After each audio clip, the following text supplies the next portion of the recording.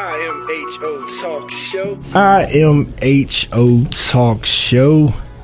Sir Charles, Miss Max. You could be anywhere in the world, but you're here with us, and we appreciate you. So tell a friend, in case they not listening, Miss Max, because we doing what we do best, and we are still celebrating the great women that are amongst us. That's right. In addition to yourself, Miss Max. Thank you, Maxilia. Because we got to appreciate the trailblazers, and give people their flowers, while they still can smell them. True. Don't wait until they become history, because we have history in the making. And right now, that is why we are just delighted to be joined by none other than Miss Ray Elliott.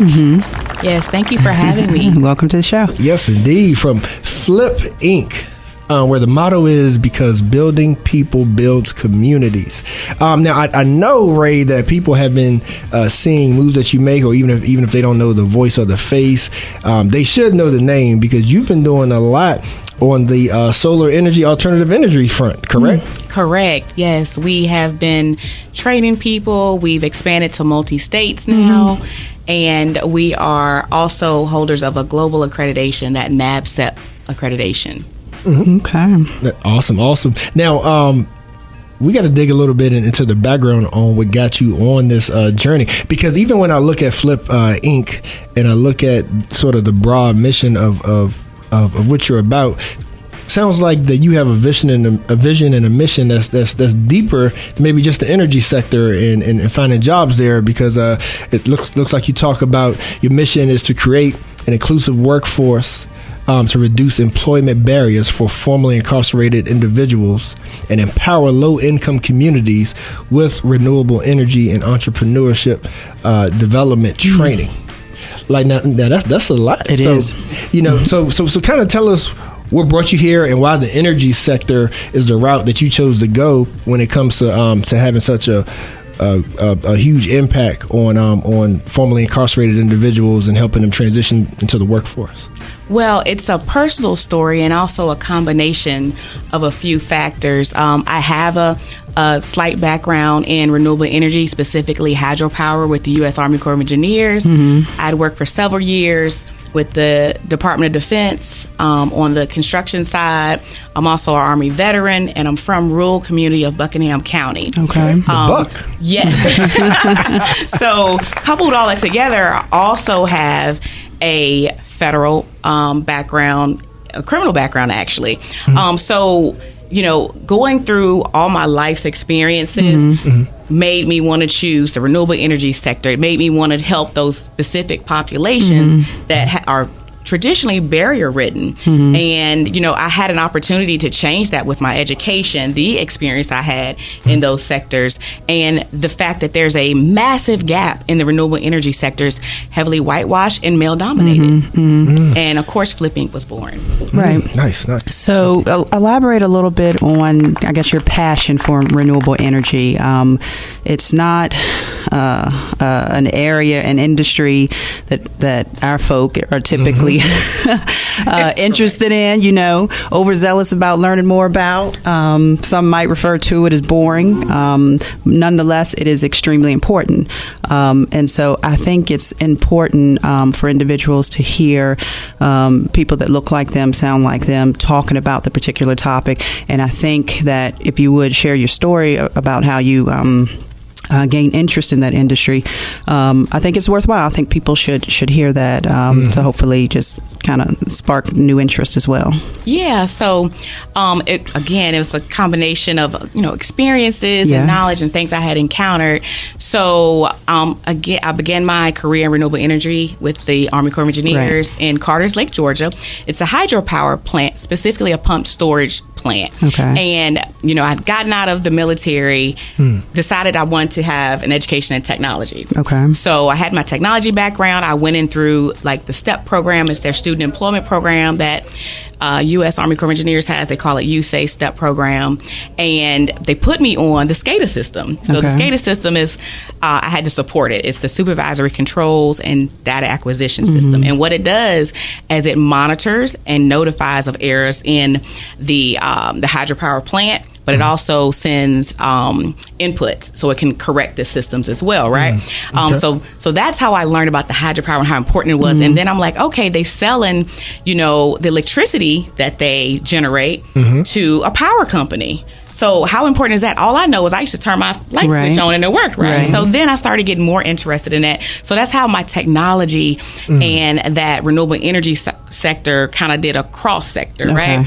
So that's that cross sector that came into play, and I started learning about it and how it all meshed together. And then fast forward to working for the Department of Defense, and then there's construction. Not many women are federal construction contracting officers, much less black, right? And I remember my director and my boss, who's now our board chair and program administrator for Flipp Inc. Ensured, yes, right? Look at God. That's right. So he ensured that I had the education and the skill set to properly manage projects, from, $100,000 to $5 million projects, then to $50 million projects we were managing. And normally we're not on those types of projects. So I've always had a way to be implemented and inserted in positions and occupations and opportunities that normally we're not afforded, right? So I had that exposure and that engagement, and if you don't know about it, you're not going to have a passion for it. You're not going to have an interest for it. And then fast forward to,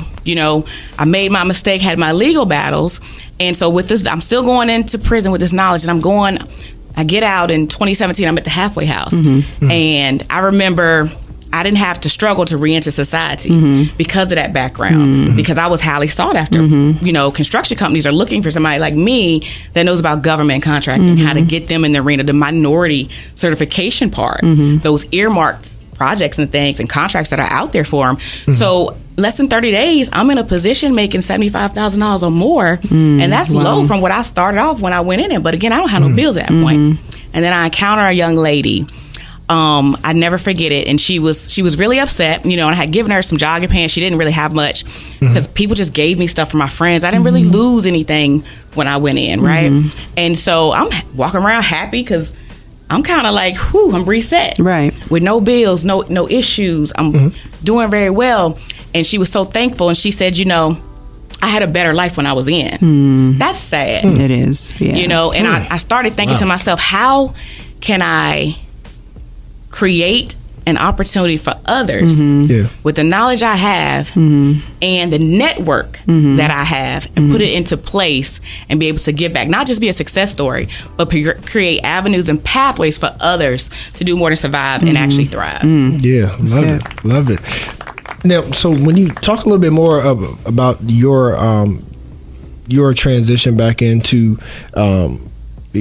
society with that. Because I'm sure a lot of people that you encounter and that you're helping, even more so than them getting the skills and the training to be able to join the workforce, I can imagine they have to deal even more so with those hurdles, with the legal hurdles, with the hurdles of having a record and things of that sort. So can you share a little bit more with us on maybe like the pieces that you had to get into place, like maybe in the face of opposition when they may have looked at that stain in your past, and like when they didn't really want to give you a chance, like what words of encouragement can you give folks who are dealing with that? Best words of encouragement I can do for that, when people are dealing with that, and it's gonna come no matter what you've achieved, even when we went after our accreditation, being that I was the qualifying agent for our organization with the background that I had. The one hurdle that I faced was my felony convictions. And mind you, I didn't even put a background check in because it's an organizational approval.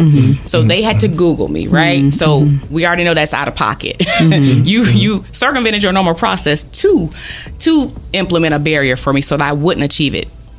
Outside of that, we've achieved it. We've worked through that.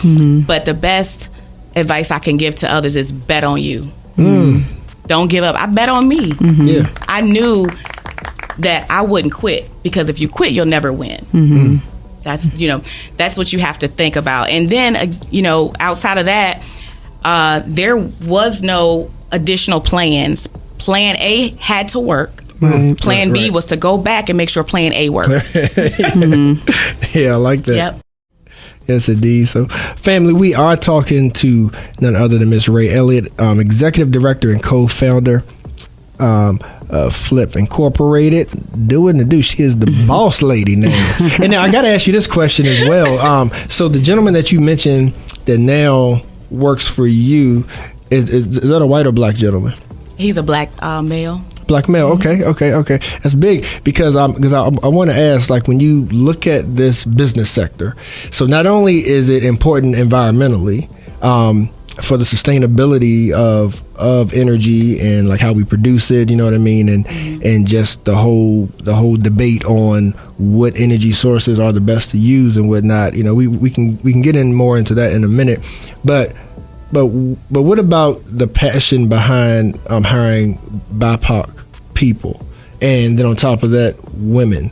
Like, what impact do you see us making in this sector specifically? It could be unmatched.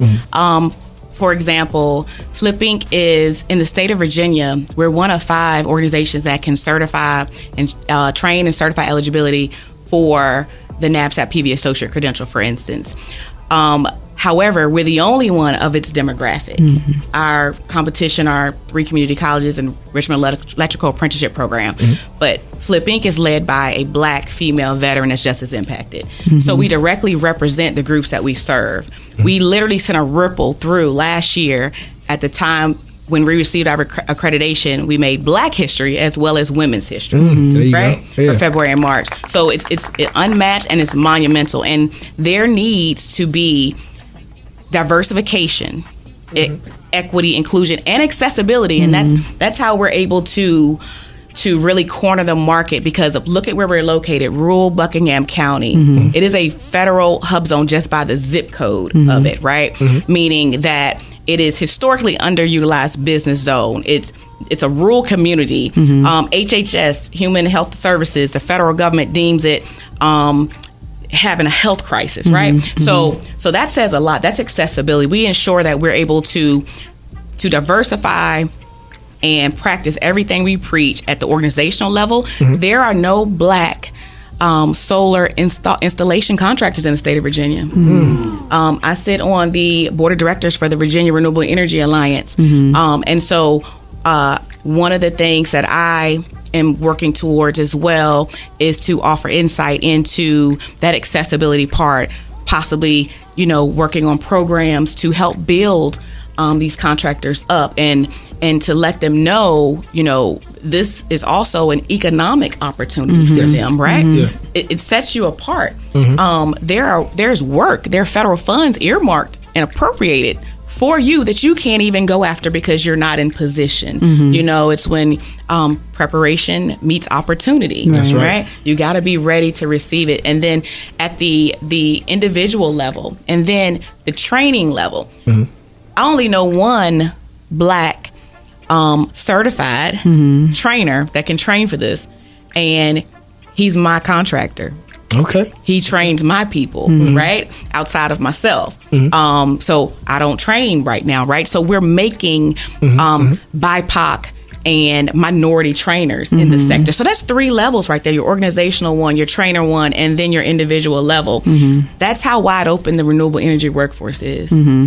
Yeah. Wow. And so what's one of your hopes for getting that knowledge like into our youth, that's especially teenagers, high schoolers, what have you, that's looking at career opportunities, because as you were talking, you were kind of making me think about like even computer science, right? Computer engineering. It was like, it feels like, still to this day, but definitely a few years ago, like all the talk was sort of trying to tell kids get ahead of learning how to computer program, right? Because computers are going to be running everything, you know what I mean? And it came to fruition. So, you were making me think that, because even within the energy sector, like you're saying, there is just so much opportunity, like, ways that we could be making ourselves marketable and making ourselves, like the future Miss Ray Elliott's. Yes. You know what I mean? Of course. So, yeah. So I didn't know if there's anything else you wanted to add to that, if it was, like even your stump speech when it comes to speaking to a youth, like trying to debate like what career field they should go after, and if they're considering this,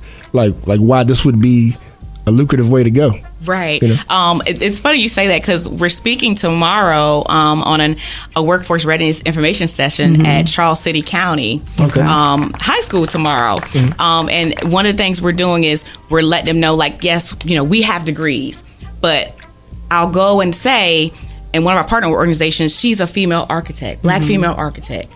And we're partnering with her and her organization C5. And we're letting them know, yes, we have degrees, but what got me into the U.S. Army Corps of Engineers first was certifications, was trade, right? And so that was Cisco and Microsoft certifications, in early 2003 through 2005 when, of course, again, like you pointed out, Sir Charles, there wasn't a lot of minorities in that sector back then. And again, I was on the ground floor, right? So extremely lucrative. With taking our coveted training, we're starting people off, for instance, in our paid internship coming up in July, is $20 an hour. And that's to train. You don't have a certification at that point.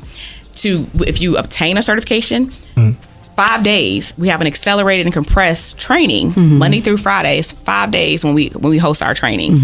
And if you get the certification within 30 days, if you land a position, you're looking at least minimum $45,000. All right, and that's entry level. So imagine if you have experience, you can, and then certification, and you rise. And these are portable, stackable, and industry recognized certifications we offer. So you can train in Virginia. You may be able to work in Oregon or Egypt. It's industry recognized worldwide. Now, what about the levels of the business? For instance, like you made the point of, it could be like the trade level and getting certified. But as with most industries, right, that degree comes in handy at certain points, whether it's if you want to get into the executive role of actually running a company versus being, like the tech or the engineer.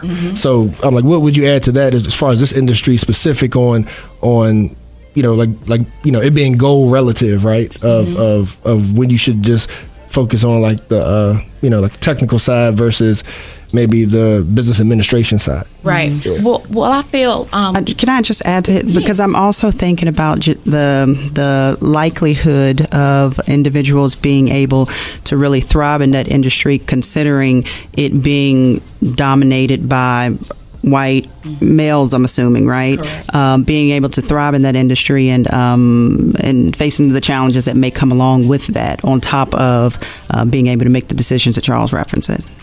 Well, so we have, for instance, our programs, and I try to design as many of them as possible with these supports with the wraparound provider activities built into them, as also supportive services built into them, because sometimes just your demographic, where you live, is going to be a hurdle enough. Right. It could be transportation based. It could be ensuring that you understand how important it is for you to be represented in these types of industries and occupations, right? And where you can go with it. You don't, one of the reasons we do train for certification, and I emphasize that, I don't say it's a solar installation class. A lot of people relate the word solar to that because they see solar farms, but tapping upon and building upon both of your statements, we say, I say solar certification specifically because you have so many ways to go. You can go into project management, you can go into systems inspecting, you can go into quality assurance and quality control. We're not making, Flipp Inc. is not training or making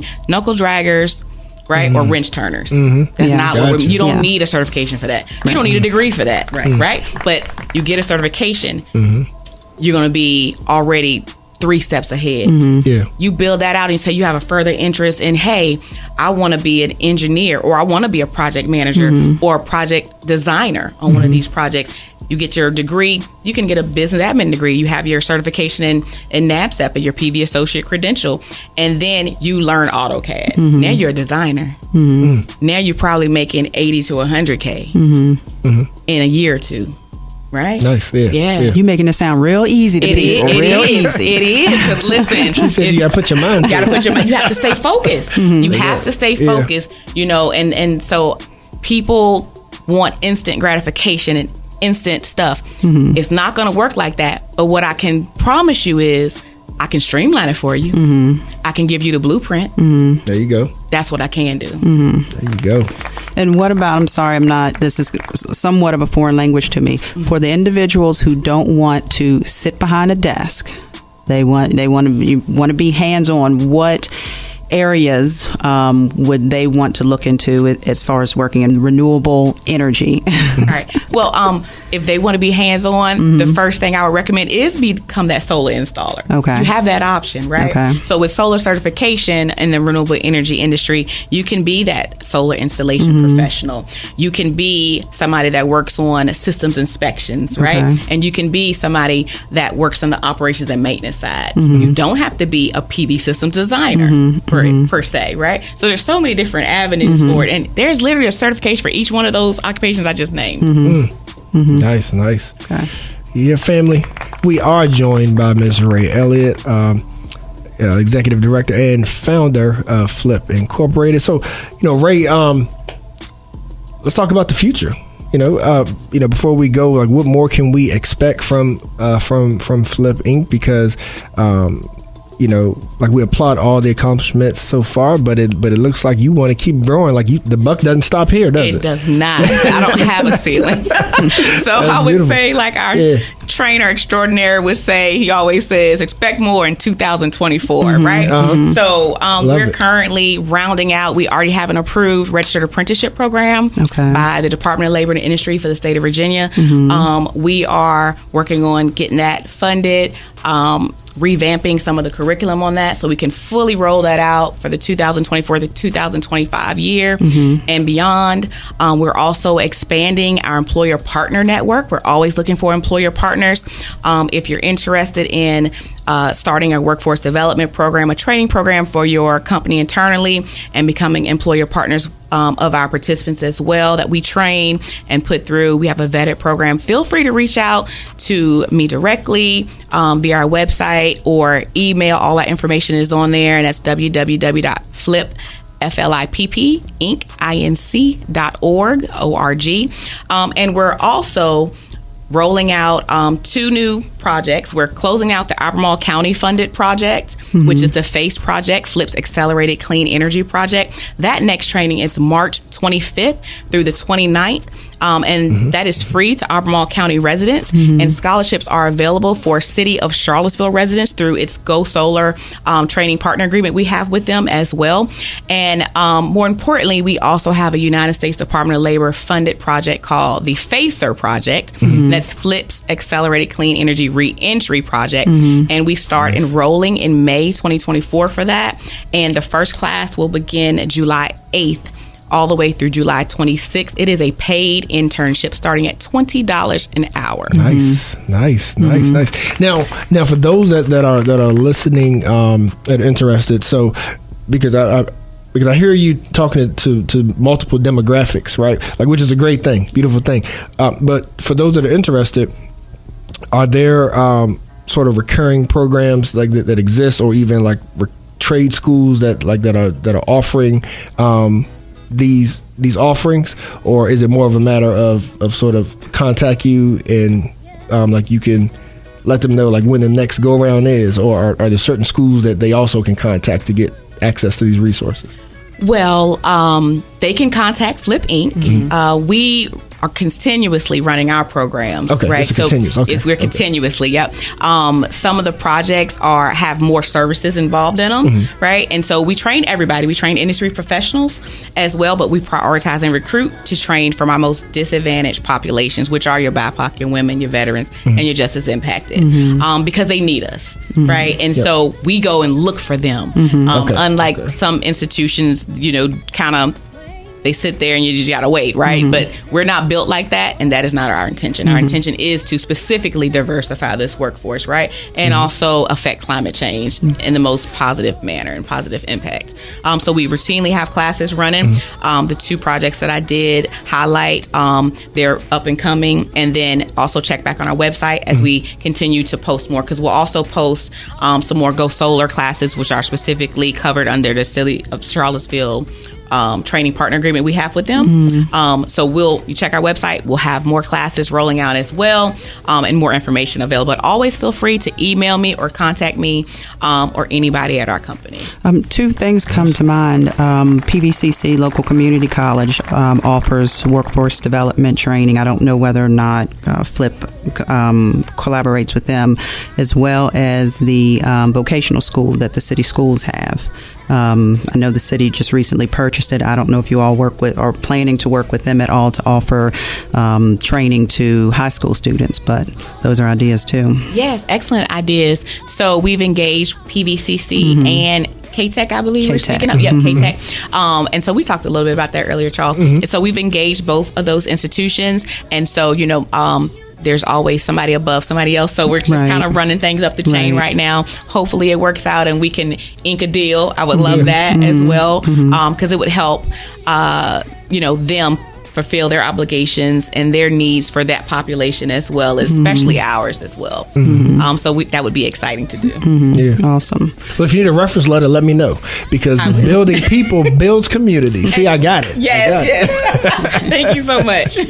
Yes, indeed. You good, Matt? Yeah, no, I think that's it for me. I'd also, there was one other thing, though, is as far as the local jails and the different classes or trainings that they offer in-house, so to speak. I don't know if Flipp would be interested in doing anything like that, or even played with the idea of what that might look like to offer some type of classes to individuals that are currently incarcerated versus those who are recently released and then can enroll in your courses. So another great point you brought up, Max. So yes, so we have just finished our CREED project, which we launched and implemented at Piedmont Regional Jail in Prince Edward County. We're also engaging Albemarle-Charlottesville Regional Jail as well, and so we do train in facility. And I just got back from Georgia, because we also operate in Georgia, Maryland at Coppin State University through our Maryland Justice Project partner, and also we've recently expanded to Pennsylvania. So in Georgia, we're working with the Muskogee County Jail. We have a memorandum of understanding in place with them,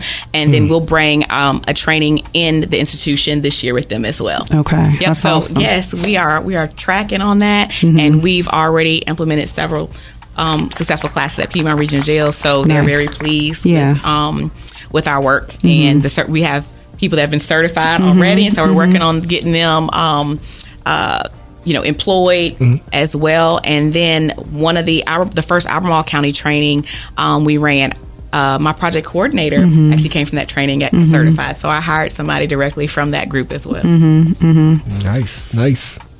Well, good stuff, Miss Ray Elliott. Continued success to you. Thank you. And yeah, just tell the people that's how to get in touch with you one more again, whether they want to join the workforce or if they want to support in other ways. All right. So if you want to join the workforce, feel free to navigate to our website, and that is www.flippinc.org. That is www.flippinc.org. Or you can always feel free to give us a call at 434-207-8420, or feel free to email us directly, info@flippinc.org. And if you want to donate, navigate to that website once again and click that donate button. Awesome. Thank you. Continued success. Thank you. Thank you, guys. Thank you.